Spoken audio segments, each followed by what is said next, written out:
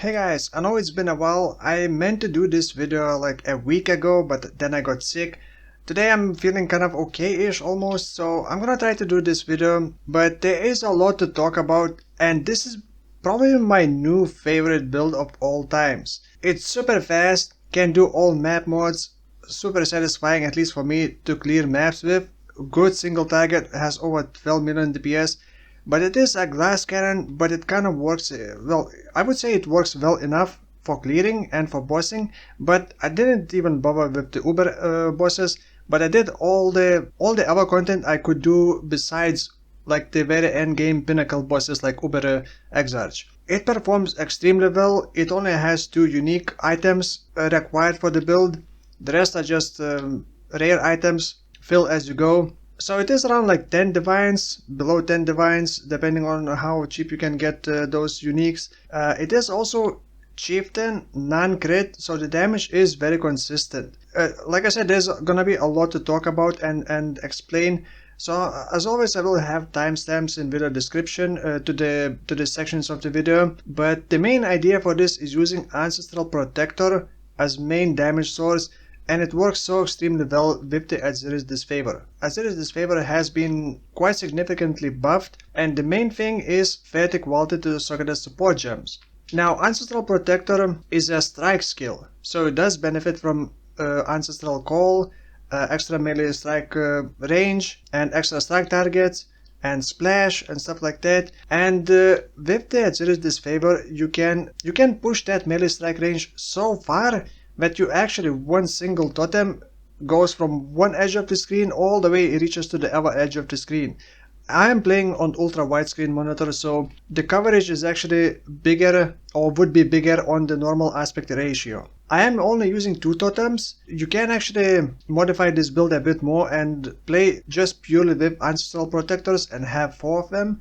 But I chose to go with 2 Ancestral Protectors and then also using Val Ancestral Warchief for an extra buff, which is only better if you do not use the new unique boots. I'm gonna mention those later. So Atziri's Disfavour is, I would say, a mandatory item for this. The next item is the new unique helmet, Wilma's helmet. The thing is, it gives Ancestral Bond, so you don't need to travel on the passive skill tree to reach Ancestral Bond. And another thing is increases and reductions to cast speed applied to attack speed. And it also gives a bit of increased elemental damage with attack skills, and this is pure fire build. So this increases and reductions to cast speed applied to attack speed is pretty massive.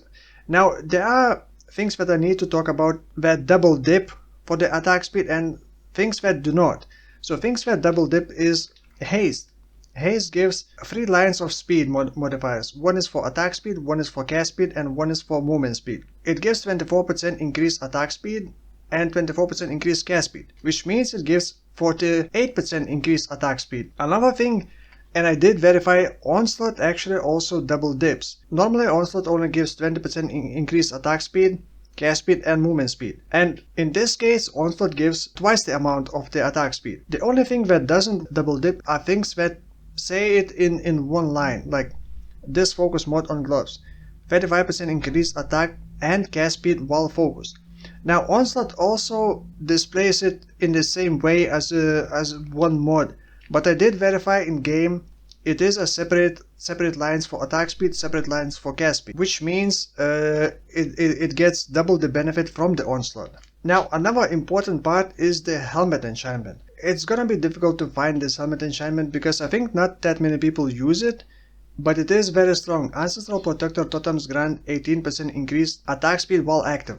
Now the thing is, this helmet enchantment also works as part of the buff effect for the Ancestral Warchief. Because this is Chieftain, it is getting 100% increased effect of buffs your Ancestral totems grant while active. This 100% buff effect is also boosting the attack speed from the helmet enchantment, because the helmet enchantment counts as part of the Ancestral Protector buff. Also, I'm actually getting another 50% from the Panopticon. This helmet enchantment is actually giving not 18% attack speed but 45% attack speed. And the Ancestral Protector itself gives 20% more attack speed. I already did a video talking about the Dawn Strider boots and the Ancestral Totems buff effects and how much damage you can get out of the Ancestral Protector, the attack speed, DPS, and how much damage you can get from Ancestral Warchief. Ancestral Protector is giving more attack speed buff, which is also like increased by the buff effect. So it's actually giving not 20%, but actually in this case it's giving 50% more attack speed. And I'm also getting a big more multiplier for the melee damage because of the Ancestral Warchief. Now you can modify this and not use Ancestral Warchief and just use the Dawn Strider and use then multi-strike,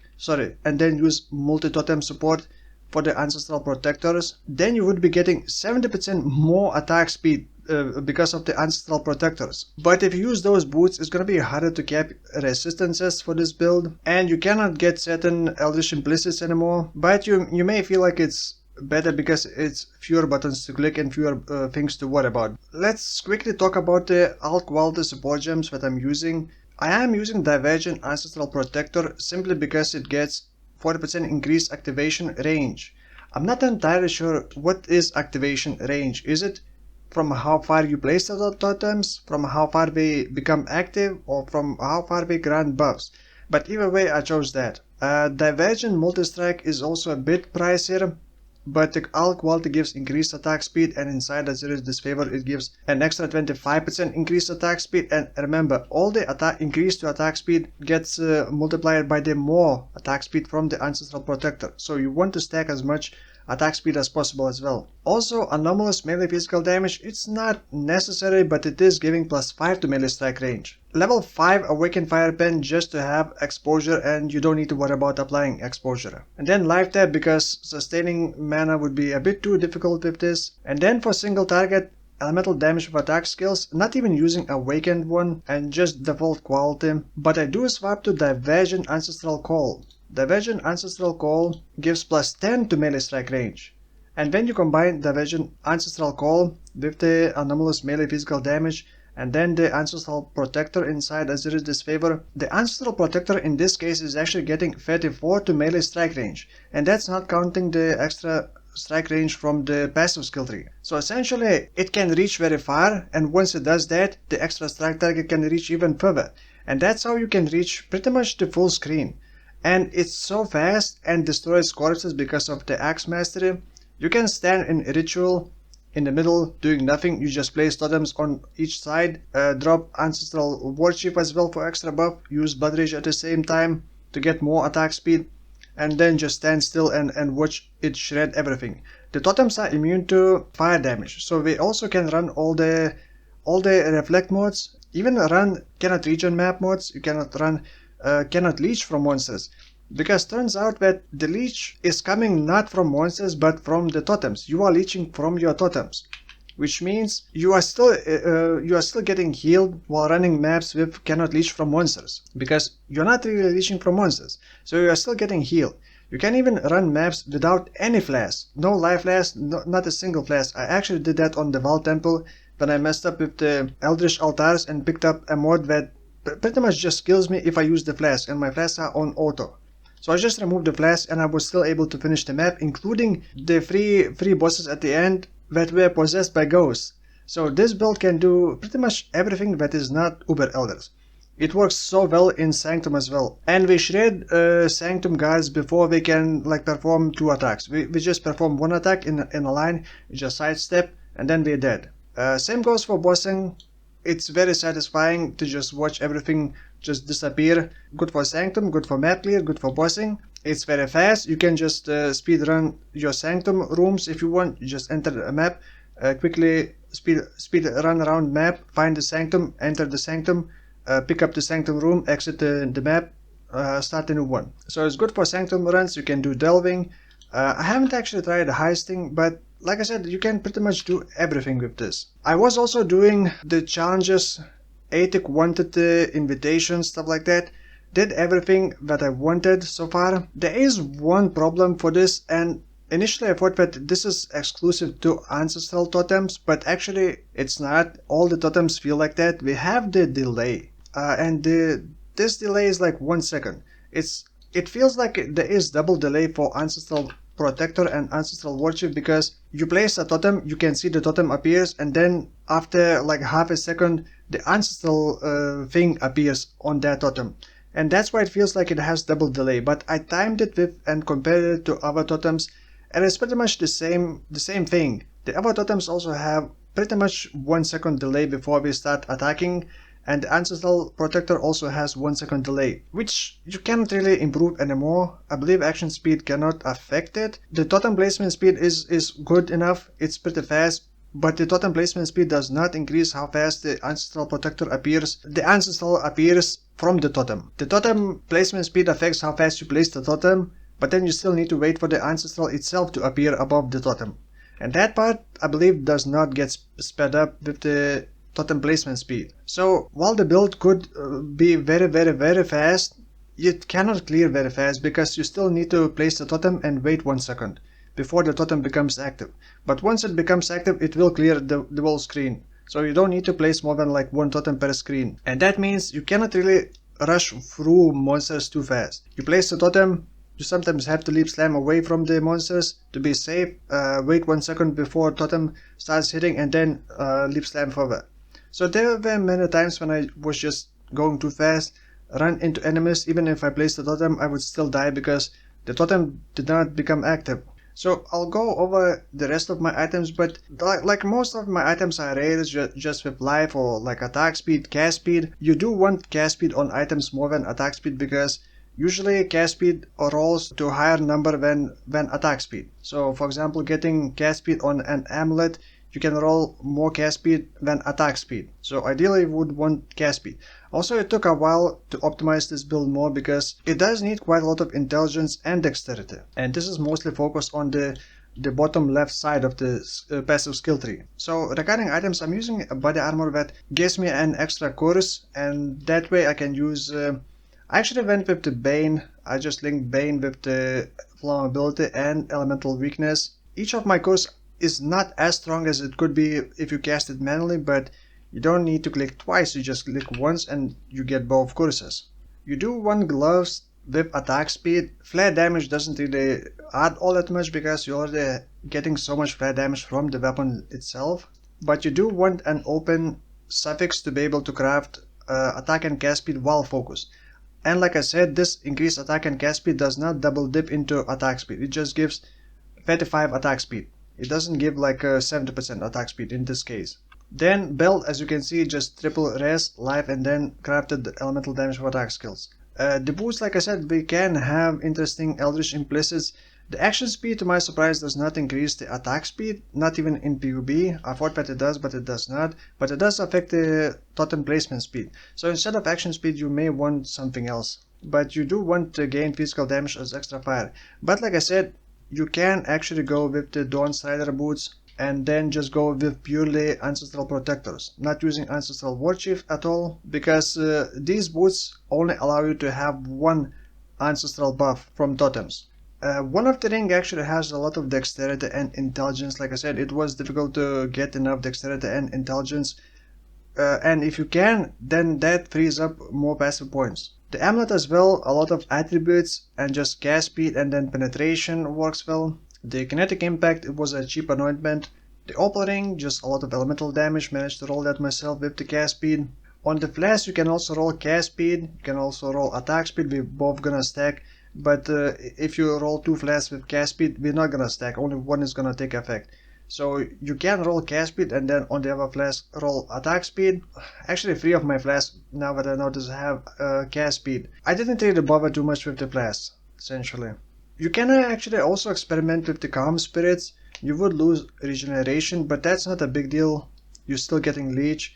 But then you actually would want to improve regeneration even more, because like if you compare the DPS with 50 rage and these gloves and no rage and these gloves with the focus modifier, these gloves are still better than calm spirit. So unless you can get a lot more rage regeneration and add berserk, it's not really worth going with these and losing rage and losing regen. I also did experiment a bit and tried using the Soul Eater. Soul Eater is also double dipping into attack speed, so you can get crazy attack speed very quickly.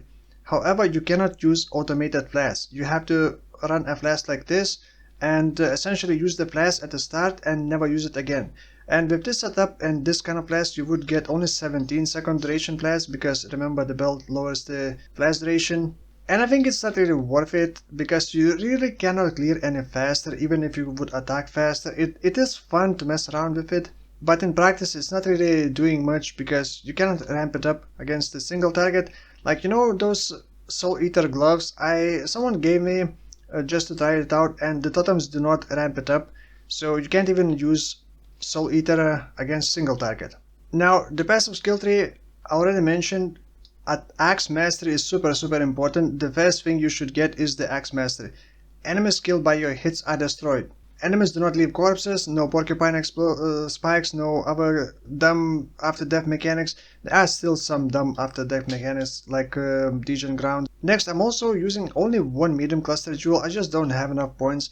But Ancestral Guidance, 30% increased effect of your ancestral totems gives quite a lot of damage. Actually a lot of damage, and also very important, sleepless sentries. You get onslaught. You just place a totem, you get onslaught. And like I said, onslaught in this case gives, I believe, 56% attack speed. I did verify that in game it does give double the attack speed because of this. The onslaught counts as 2 line buffs. Attack speed and cast speed are separate buffs, so it is giving twice the attack speed. You do want melee strike skills deal splash damage to surrounding targets. And you also do want the extra strike target, because when you swap from Ancestral Call into elemental damage for attack skills, you still want to be able to strike more than one target at a time. Next, you do want the Totem Masteries. You do want buffs from active totems linger for 3 seconds. That way you can just drop totem and then for 3 seconds just run around with big speed. You're also gonna want that 40% increased effect of Onslaught on you, because the Onslaught, instead of granting 40%, is gonna grant 56 attack speed. And then Resolute Technique, so you don't need to worry about the accuracy. Avatar of Fire for the full conversion. Another Totem Mastery here, 5% of damage from hits taken from your nearest totem live before you. This is just a bit of tankiness, it's not much. And yeah, I did try to figure out how I could improve this build, but I don't see what else can I do that would be meaningful enough to do those changes. I really loved playing this build, and I kept wanting to do more and more maps, and I kept doing more and more Sanctums, but I just can't think of anything else. Like, adding Awaken Multistrike doesn't really add all that much DPS compared. Look, if you compare DPS with the Diversion Multistrike, I actually managed to corrupt them myself, so it wasn't that expensive. We got 12.3 million DPS. If I use Awaken Multistrike level 5, 12.9. Barely a DPS improvement, so it's not even worth paying many divines for the Awaken Multistrike. Awaken elemental damage with attack skills is also not really adding all that much. It's like 400k DPS, so you could improve that. Maybe Awaken melee piece damage as well, but then you would lose some melee strike range. So if you can see what could I improve to be a meaningful buff for this build, let me know in the comments below, because I'm gonna keep this build for the rest of this league. I probably will never delete it, just like my Warlord build. This is my second build ever that I reached level 95. The previous one was Warlord build and I did enjoy that, but with this build I did not get bored of it as quickly as the Warlord build, because Warlord build, you just run and that's it. You don't do anything. With this you still place totems, you still buff and then debuff enemies. There's still a bit more action, I guess. Yeah, if you got any questions, leave them in the comments below. I will try to answer as soon as possible. I'm still unsure about my next build. I already decided my next build, but I'm still not sure. So if you got some build ideas, let me know in the comments below. I'm always looking for build ideas. So that pretty much covers this build. Thank you for watching, and I'll see you in the next one. Bye bye.